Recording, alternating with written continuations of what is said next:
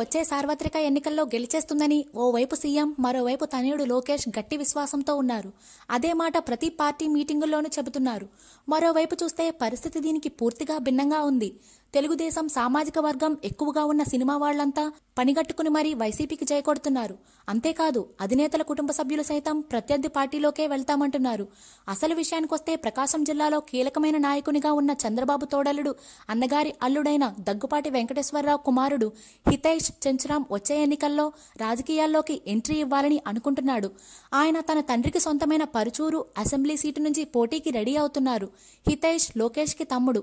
అంతేకాదు ఇద్దరూ మంచి సన్నిహితులుగా ఉంటారు. దీంతో అంతా హితైష్ రాజకీయ అరంగేట్రం టీడీపీ నుంచే ఉంటుందని భావించారు. కానీ చిత్రంగా హితైష్ వైసీపీ వైపు చూస్తున్నాడు. దగ్గుపాటి తనకున్న పలుకుబడి పరపతిని కుమారుని కోసం పెట్టుబడిగా పెడుతున్నారని టాక్. ఈ మధ్యన తరచూ ఆయన పరుచూరి వెళ్లి అక్కడ ఉన్న తన బలగాన్ని సిద్ధం చేస్తున్నారు.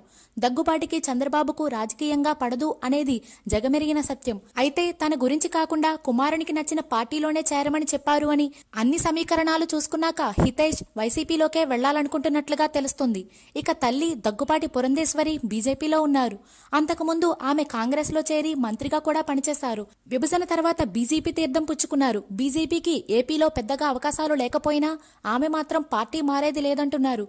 మళ్లీ కేంద్రంలో మోదీ సర్కారే వస్తుందని అంతా నమ్ముతున్న వేళ ఆమె రాజ్యసభకైనా వెళ్తారని అంటున్నారు. దాంతో హితైష్ సొంతంగా రాజకీయం చేస్తున్నారని, ఆయన వైసీపీ కండువా కప్పుకునేందుకు రెడీ అయ్యారని ప్రచారం సాగుతుంది.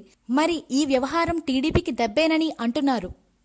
If you like the video, please like us and subscribe Tollywood Nagar.